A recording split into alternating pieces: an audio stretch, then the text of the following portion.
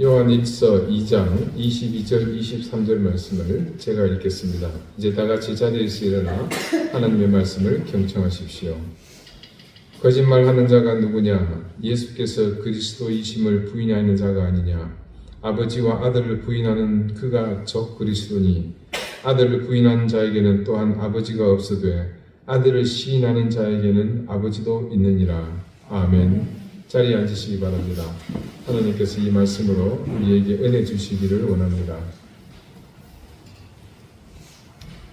서울에 갈 때마다 느끼는 게 있습니다. 그 느낌의 가장 큰 부분은 모두가 분주하다는 겁니다. 그것은 제가 바라보는 사람들의 모습에서 여실히 드러납니다. 조금 더 여유를 보이는 모습은 볼 수 없고 모두 뭔가에 열중하는 모습입니다. 요즘은 특히 그게 한 가지로 통일되어 있습니다. 모두가 손에 뭔가를 들고서 똑같은 자세로 서 있거나 앉아 있습니다. 지하철을 탈 때는 그 공간 안에 모두 함께 어디 합숙이라도 해서 배운 듯이 똑같은 모습으로 서 있습니다. 버스를 탈 때도 그렇고 어디 커피숍에서 주문하고 기다리는 동안에도 그렇습니다. 잠시도 어떤 여유 혹은 사색이나 유유자적하는 모습은 좀처럼 찾아보기 어렵습니다. 실은 우리도 마찬가지입니다. 우리는 정말 분주한 세상을 삽니다. 손에는 늘 무언가 들려있고 머릿속엔 처리해야 할 일이 가득합니다. 아마 모르긴 해도 지금 이 순간 제가 들려드리는 하나님의 말씀보다 여러분의 머릿속을 더 강력하게 지배하는 뭔가가 있을 수도 있겠죠. 그렇게 정신없이 앞만 보고 달리다 보면 정작 내가 어디로 가고 있는지 혹은 내 인생의 가장 소중한 뿌리가 어디에 닿아 있는지 잊어버릴 때가 많습니다. 인간에게 익숙한 것은 2차원 공간입니다. 즉 평면적인 삶이죠. 그래서 우리는 자연스럽게 보이는 것에 집착하며 삽니다. 하지만 정작 세상을 움직이는 더 큰 힘은 눈에 보이지 않는 것들이죠. 그것들은 3차원적인 입체 공간을 넘어 차원으로 규정할 수 없는 내적 차원이라고 해야겠죠. 그 가운데 진짜 우리 인생을 지탱하는 아주 강력한 보이지 않는 실체가 있습니다. 그것은 바로 연결의 힘입니다. 대도시 큰 도로변에 오래된 시계 수리점이 있습니다. 그곳에는 수십 년째 시계를 수리하는 나이든 시계 수리공이 있습니다. 그분은 돋보기를 코끝에 걸치고 젊으시절부터 나이가 든 지금까지 태엽 시계들을 만지시는데 어느 날 한 손님이 묻습니다. 어르신, 요즘은 다 스마트워치 쓰고 핸드폰으로 시간을 보는데 이 낡고 먼지 쌓인 태엽 시계들이 돌아가는 게 대체 무슨 의미가 있습니까? 그냥 장식품 아닐까요? 그때 그 어르신이 태엽을 감다 말고 고개를 들어 웃으시면서 이렇게 말씀하십니다. 손님, 시계가 아무리 금으로 칠해져 있고 다이아몬드 같은 보석이 박혀 있어도요 소용없어요. 이 안에 태엽이랑 바늘이 연결 안 되어 있으면 그건 시계가 아니라 그냥 무거운 팔찌일 뿐입니다. 연결이 끊기면 시간은 멈추는 법이죠. 그분은 중요한 핵심을 짚어주셨습니다. 시계의 생명은 겉모양이 아닙니다. 이렇게 말하면 당연한 말씀 하시나 마나죠. 예, 이렇게 대답하겠지만 아닙니다. 사실은요, 시계에서 외형이 차지하는 비중은 절대적입니다. 시계를 처음 볼 때 뭐부터 봅니까? 메이커를 보죠. 예, 그리고 그 외형의 화려함들, 그것을 치중하다가 보니까 놓치는 겁니다. 진짜 시계의 본질적 가치는 외형이 아니라 사실은 보이지 않는 저 안쪽 태엽과 바늘이 맞물려 돌아가는 그 관계에 있다는 사실을 말입니다. 이 이야기가 참 의미가 있었던 것은요, 우리 신앙의 모습이 참 많이 닮아있기 때문입니다. 우리는 겉으로 화려한 신앙의 장식품들을 차고 삽니다. 무슨 장식이라는 건지 궁금하시겠지만 사실은 간단한 것들입니다. 예를 들면요, 내가 어느 학교를 졸업했다라는 그 학교에 대한 자부심, 또 크고 작은 모임의 리더로의 장식이 있고요, 내가 쌓은 인생의 경력이라는 장식이 있습니다.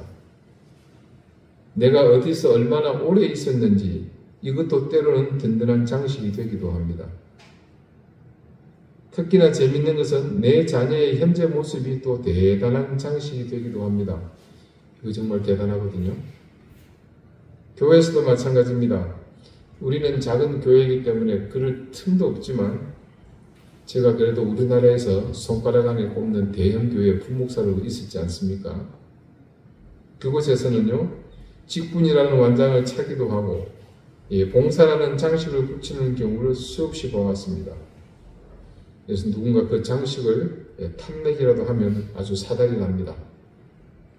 남들이 보기에 그럴듯한 종교적 외형을 갖추고 나는 믿음이 좋다고 자부하기도 하지요. 그런데 정작 내 영혼의 태엽이 근원과 연결되어 있는지는 별로 묻지 않습니다. 내 인생의 바늘이 하나님의 시간표와 맞물려 돌아가고 있는지, 그 본질적인 연결에는 무관심한 채 겉모양만 갈고 닦고 있는 것은 아닌지 돌아보게 됩니다. 오늘 본문에서 요한 사도는 바로 그 지점을 향해서 날카롭고 서슬퍼런 질문을 우리에게 던지죠. 거짓말하는 자가 누구냐? 마치 선생님이 교탁에서 거짓말한 놈 일어서 내가 다 안다. 아니면 거짓말한 놈 이 나와? 그렇게 하듯 강압적이고 뜬금없는 그런 외침 같지만요. 여러분, 지금 이 성경 말씀에서 말하는 거짓말은 우리가 일상에서 사소하게 저지르는 도덕적 실수를 말하는 게 아닙니다. 네가 지금 거짓말하고 있다? 혹은 뻥치고 있다? 뻥치시네. 네. 왜 웃을까요, 두 분은? 네. 뻥치시네. 사기치고 있네. 이런 의미의 거짓말이 아니라는 겁니다. 이는 보다 본질적인 부분을 짚고 묻는 겁니다. 그 본질적인 부분이 뭐냐? 말씀에 언급한 본질적인 의미의 거짓말이라는 것은 연결의 근원을 부정하는 말을 일컫는 겁니다. 그것은 마치 시계 바늘이요, 그 안에 있는 태엽들과의 태엽을 부정하면 자기가 돌아갈 수 없듯이 시간이 죽는 것과 같은 그런 이치입니다. 그렇게 아들을 부인하는 인생은 아버지와의 연결이 끊긴 멈춰버린 시계와 같다는 엄중한 선포를 지금 요한이 하는 겁니다. 우리는 흔히 적 그리스도라는 단어를 들으면 굉장히 거리감을 느끼죠. 나와는 상관없는, 그러면서도 좀 기분이 아주 나쁜, 이런 먼 나라의 이단이나 기괴한 괴물을 떠올립니다. 빼구두에 하얀 양복 입고 막 날라리 부흥사처럼 떠드는 그런 모습들요. 또 아니면 굉장히 이상한 교리를 설파하는, 누가 보더라도 조용한. 하지만 우리 교회 교우들께서는 생전에 이 처음 강단을 통해서 이 이야기를 듣는 분도 계실 겁니다. 이 단어. 너무 관심 바뀌고 우리와는 접점을 찾으려야 눈을 씻고 봐도 없지만 요한이 말하고자 하는 핵심은 훨씬 더 실제적이고 우리 삶에 밀착되어 있습니다.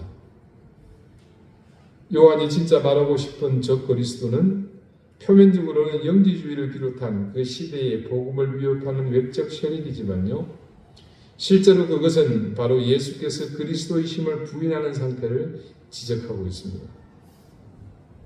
이것을 우리 삶의 결로 풀어내면요, 내 인생의 우선순위가 혼돈되어서 하나님보다 앞선 것들이 내 마음을 장악하고 있는 상태를 의미합니다.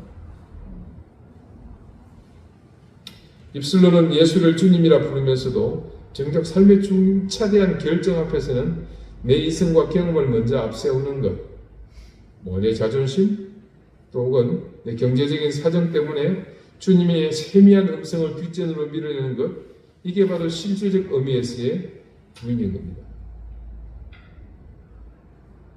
아들을 거부한다는 것은요, 그분이 내 인생의 항로를 결정하는 유일한 키라는 사실을 거부하는 행위입니다.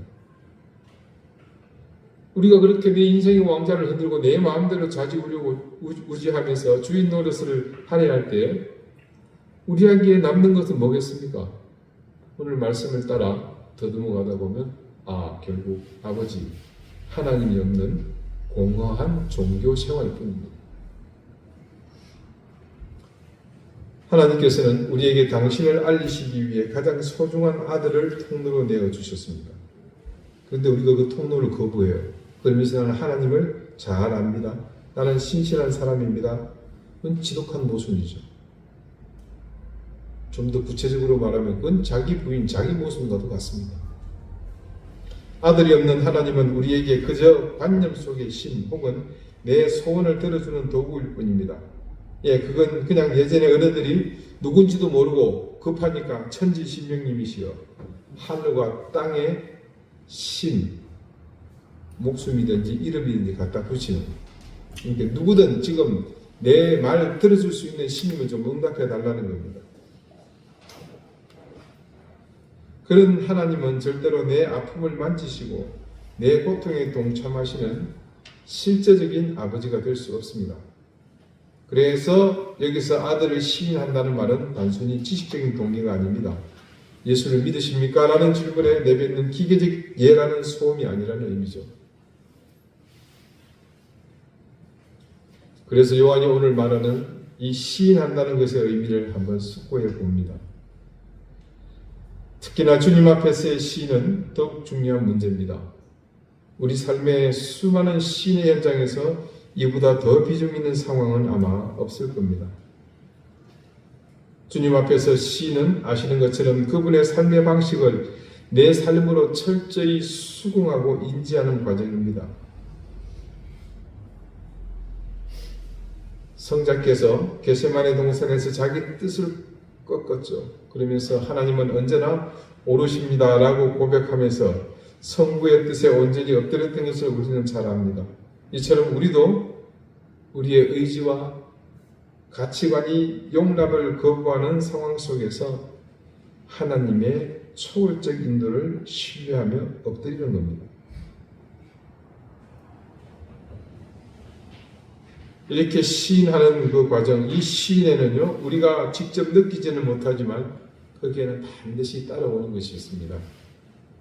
그게 바로 구원의 무게입니다. 단순히 무게가 아니라 필연적이라는 사실, 더 나아가 구원의 무게까지 더해진 데는 그만한 이유가 있습니다. 지금도 어쩌다가 간혹 그런 소식을 접하기도 하지만요, 지금 이 편지글이 쓰여졌던 그 초기 기독교회는 그런 신, 예수 그리스도를 주라 인정하는 것이 곧 인생을 가두는 올무가 되기도 했습니다.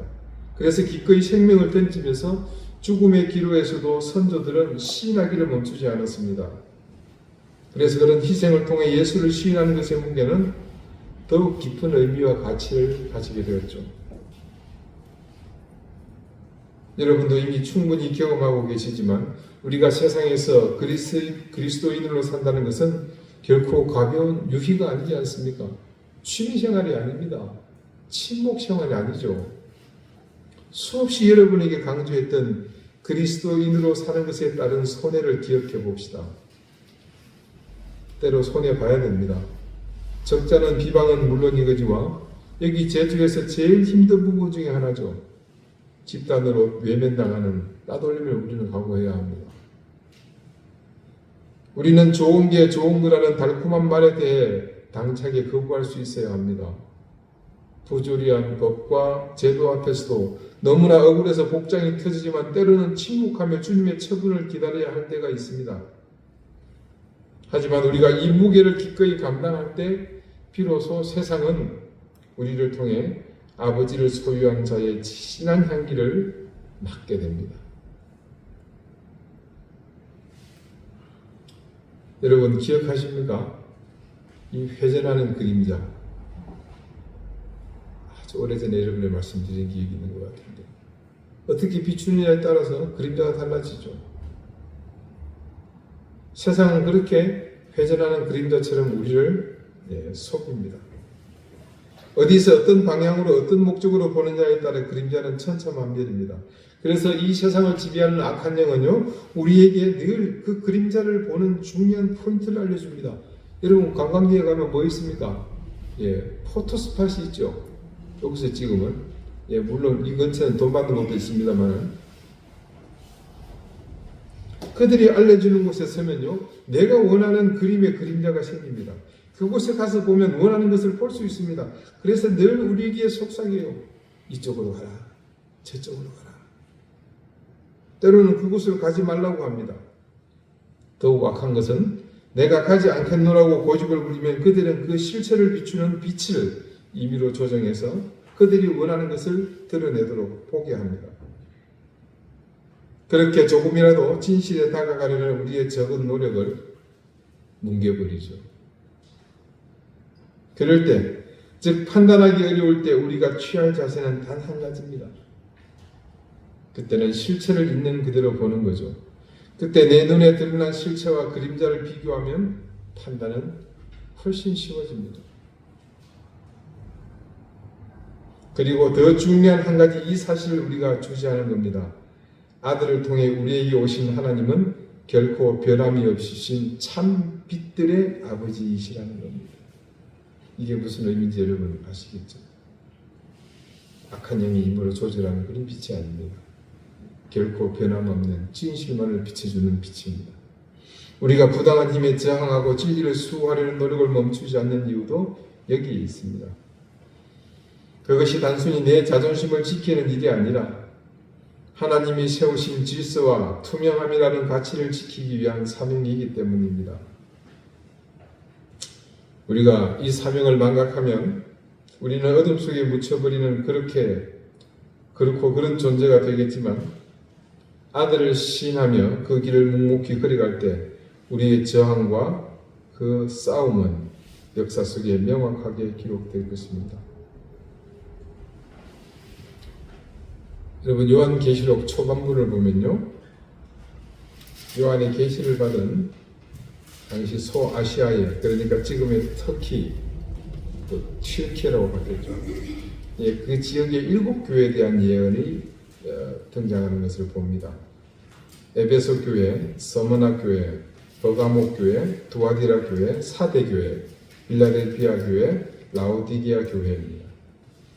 이 중에 두 번째 버가모 교회의 감독이었던 폴리카르포, 우리에게는 이 이름보다는 폴리캅이라는 이름이 더 익숙하죠. 그런 분이 있었습니다. 그는 바로 지금 이 서신을 기록한 사도 요한의 제자였습니다. 그런 태생이다 보니 그분의 삶은 안 봐도 비디오죠. 이 폴리캅은 평생을 하나님의 아들 예수 그리스도를 시인하는 삶에 바쳤던 분입니다. 노년의 나이에 기독교 박해가 아주 급속하게 진행될 때 폴리캅은 체포되어서 원형 경기장으로 끌려갔습니다. 당시 로마 총독은 그래도 이 폴리캅이 성자와 가까운 모습으로 살았기 때문에 고결한 인품과 노년의 모습을 안타깝게 여겨 이렇게 제안합니다. 영감님, 지금이라도 늦지 않았습니다.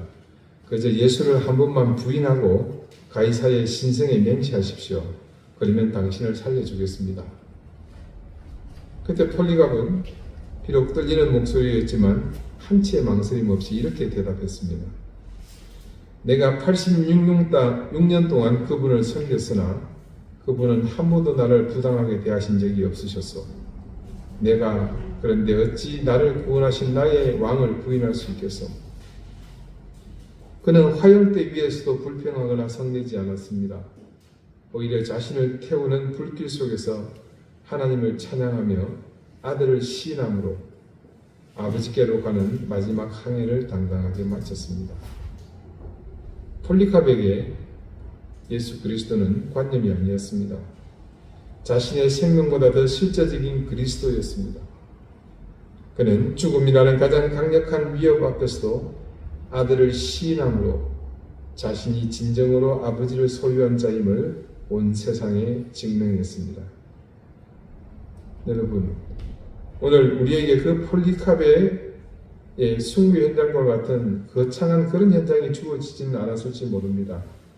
하지만 우리의 일상은 매 순간이 시인해야 하는가, 부인해야 하는가, 그 갈림길입니다. 내 이익을 위해 진실을 가릴 것인가, 아니면 손해를 보더라도 아들을 시인하며 정직의 길을 갈 것인가, 내 권리를 주장하며 분노할 것인가, 아니면 주님의 오르심을 믿으며 인내를 온전히 이룰 것인가. 여러분, 우리는 알고 있잖아요. 이 아들을 통하지 않고는 아버지께로 갈 수가 없습니다. 이 진실은 이 세상이 모두 없어져도 변하지 않을 진리입니다. 내 삶의 모든 현장에서 예수를 나의 주님으로 진실하게 시인하십시오. 그분이 내 인생의 주인임을 인지하고 그분의 손길에 여러분을 맡기십시오. 비록 지금 당장은 시련이 있고 시험이 우리를 흔들지라도 인내를 온전히 이루며 그 길을 걷는 자에게는 주님이 약속하신 생명의 멸류관이 예비되어 있습니다. 사랑하는 여러분, 이제 우리는 주님께서 잡히시던 밤에 마지막 제자들과 함께 나누신 성찬예식을 나누게 됩니다. 그때 그 절박한 상황, 이제 죽음의 길을 가시려고 준비하시는 여정에서 주님은 제자들에게 이 예식을 정하셨습니다.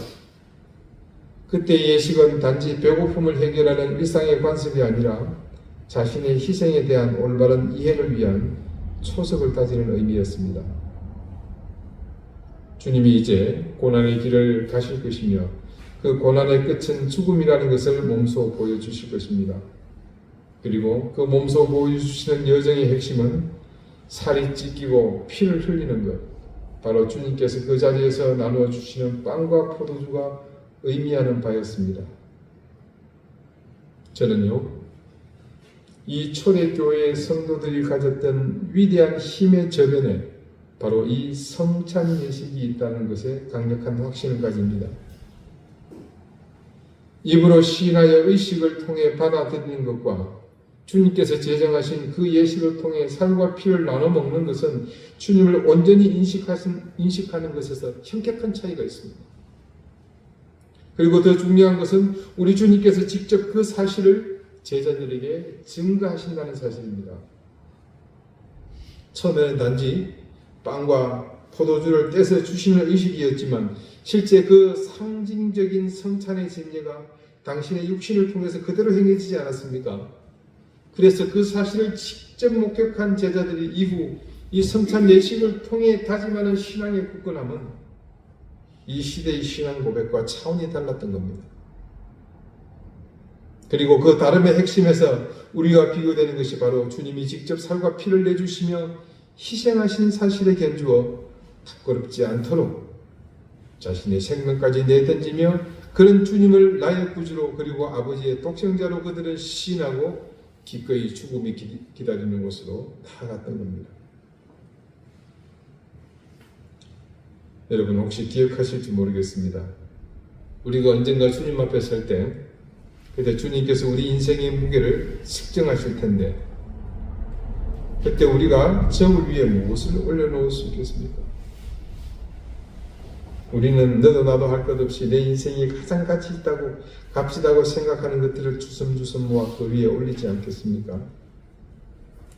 그러나 그때 주님 앞에 있는 그 저울의 눈금이 올라가는 것은 분명 따로 있습니다. 그것은 우리 인생의 강물에서 믿음으로 길어 올린 그것만이 참 세월이듯 우리가 주님을 진정한 구주로 인정하며 시인하고 살았던 그 세월이 유일합니다. 그래서 우리 인생이 본질적으로 깃털 같은 무게일 것이나 그때 바로 그 저울의 눈금을 올리게끔 만든 그 모든 것을 통해 우리의 인생은 깃털 같은 삶으로 생을 마치는 사람들과 다르게 의미 있는 무게로 기억되는 인생이 될 겁니다.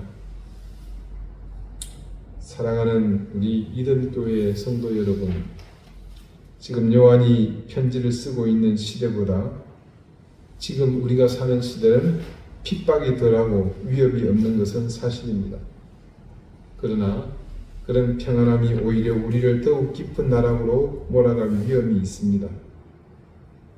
교회의 역사는 그것을 생생하게 우리에게 말해주고 있습니다. 핍박이 있을 때 교회는 살아있었고 그 영적 능력은 막강했습니다. 그러나 반대로 교회가 평안하고 국가의 국교로 인정받고 사방에 찬란하게 교회가 세워지며 부흥할 때 그 속은 병들어갔습니다. 세상에서의 힘은 강해졌을지 몰라도 영적 능력은 사라지고 부패한 지도자들의 힘만 강해졌습니다. 은혜스덱은 그 시대의 교회를 지탱하는 진짜 하나님이 인정하는 실체는요, 다름 아닌 예수 그리스도만이 하나님의 아들이시라는 그 사실을 시인하며 그에 따르는 삶을 살았던 사람들입니다. 저는 지금 이 시대에도 그런 사람들을 하나님이 찾고 계시다고 믿습니다.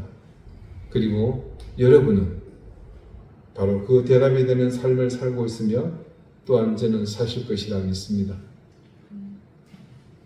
여러분의 삶에 그분을 시인하는 그 무게가 언제나 느껴지는, 그래서 그 무게를 따라 살아가시는 그런 삶이 되시기를 바랍니다. 기도드리시겠습니다. 하나님, 우리가 예배당 문을 나서서 다시 마주할 그 치열한 삶의 자리에서도 아들을 시인하는 사람답게 당당하고 묵직하게 살아가게 해주십시오. 하나님께서는 이미 그 아들과 함께 우리 삶의 한복판에 와 계심을 믿습니다. 이제 우리가 그 실제적인 관계의 힘으로 회전하는 그림자 같은 세상을 이기고 승리하는 복된 인생이 되게 해주십시오. 이 시대에도 하나님은 아들을 시인하는 무게를 감당하며 사는 사람을 찾으시는 줄 믿습니다. 우리가 그 대답이 되게 해주시고 그것이 또한 우리 삶의 방향이요 목적이 되게 해주십시오. 예수님의 이름으로 기도드립니다. 아멘.